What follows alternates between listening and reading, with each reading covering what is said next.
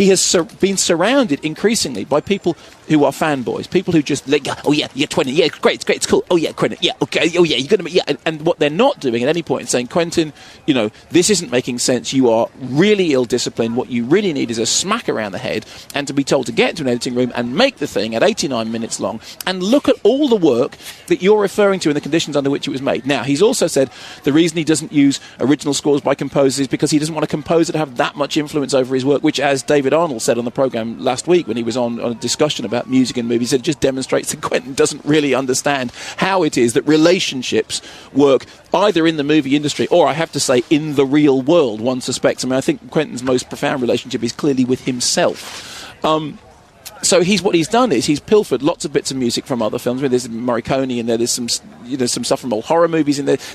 There are sections of music that are taken out of his record collection and put into the film, as if what you're doing is sitting in Quentin's bedroom and he goes, "This is great, but I get a record. No, it's great. I'm just going to play this." Anyway, Quentin sounds exactly the same as all the people who surround him. So he does. They're like this. They're like, "It's cool. No, it's great. Wow, it was Wickle. Yeah." And I'm not getting this. But anyway, so you're going to put this, and he does this. And what happens, therefore, is that in the middle of this film, in which there are some very good performances, there are some very good writing, it just flowers out around itself into this great big kind of mold-like construction that means that by the time you get to the good stuff, you're going, I'm fed up. I am really fed up with watching somebody waste and squander the discipline that they ought to have. And when I came out of Inglourious Basterds, I came out of it thinking, I'm cross for this reason. I'm cross because there's evidence in there that he can do so much better. Why is it that I have to watch a movie in which a central character is played by Eli Roth, and Eli Roth is kind of, again, talismanic of the problem with him? Surround yourself with people who are every bit as nerdy and fanboy as you, and will tell you, oh yeah, it's great, no, it's great, no, it's great, yeah, you know, it's great, it's great. Eli Roth sounds exactly the same as he did. They all sound, they all sound exactly like that. It's what they, oh, cool, no, it's great, cool. That's what they sound like when they talk. He sounded like a normal person when he came on the programme. Who did? Eli Roth. Yeah, but that was before Eli Roth turned into this monster. I mean, Eli Roth, when he began, was a really interesting young guy. He directed, Cabin Fever, and was, talented and smart. And before he was taken under the great wing of Quentin Tarantino and told, oh yeah, no, it's great, we can do this, and then they end up making Inglourious.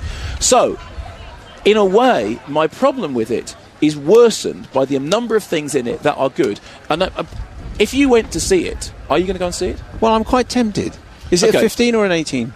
Oh, it must be an 18, I think. I think it must be an 18. But I think you are over 18, Simon. Well, I mean, I'm not. Sometimes I get asked, I'm not entirely sure about that, but I think you are over 18. There's this guy, Christoph Waltz, who's really, really good. There's a very nice performance by Michael Fassbender. There's a cameo role by Mike Myers, which again is a classic example of things are going really well. Let's blow it by getting in somebody who's, incongruously, if we made, I'd like to have read, I get Mike Myers. You see the Austin, I love that bit in the Austin Powers movie. He does the thing about, you might not want to worry about it. It's just great. I got a record that put on underneath it, and he does all that, and you keep on just stop it, Quentin, just stop it. I feel like that when you're doing impressions. Yeah, but, okay, fine, right. In that case, if you feel like that when I do impressions, right, imagine how I feel when I watch Quentin Tarantino on screen doing it for 2.5 hours, when I know that somewhere in the midst of all that, there's an 89-minute Roger Corman movie that I'd be perfectly happy watching.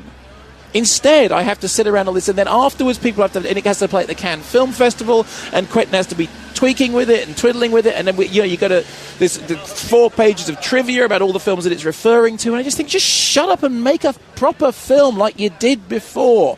Do that thing take all your money away. You remember that artist who had a stall in London in which he destroyed everything he had, right? You remember that? He fed everything he had through a wood chipper. This was about 4 years ago. Don't look at me like I'm making this up. There was a very famous artist. You're making it up. He did an exhibition. It was called Everything I Have, and he put everything he had through a wood chipper. Quentin, do that. It'll do you good. Welcome back to the fields of Oxfordshire and Northamptonshire, the border therein. We're near Banbury. It's the Cropredy Festival. That's what it is.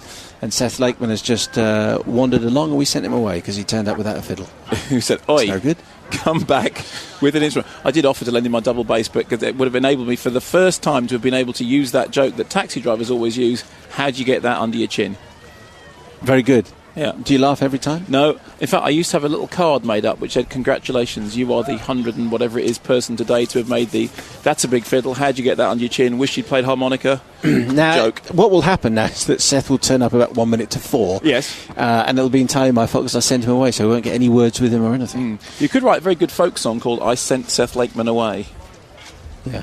Wouldn't be very good, though, would it? You could set it to music, and everyone could enjoy it. Yeah. So we've done Quentin. People Yes, may well but- wish to but the carry thing- on that conversation. The thing I want to be clear... It's an 18 certificate. Yes, of course. And the thing I want to be Is clear... that language or violence? Well, there is both language and violence. Is there? Yeah. And, it's just Quentin Tarantino. The thing I want to be absolutely clear about is that, there was a lot of people saying, he's just going to slag it off and he doesn't like it. I mean, and it's just not the case, because there are things in it that are very fine. I refer you to that, opening set piece in which you just think, yeah, great, he can really do this.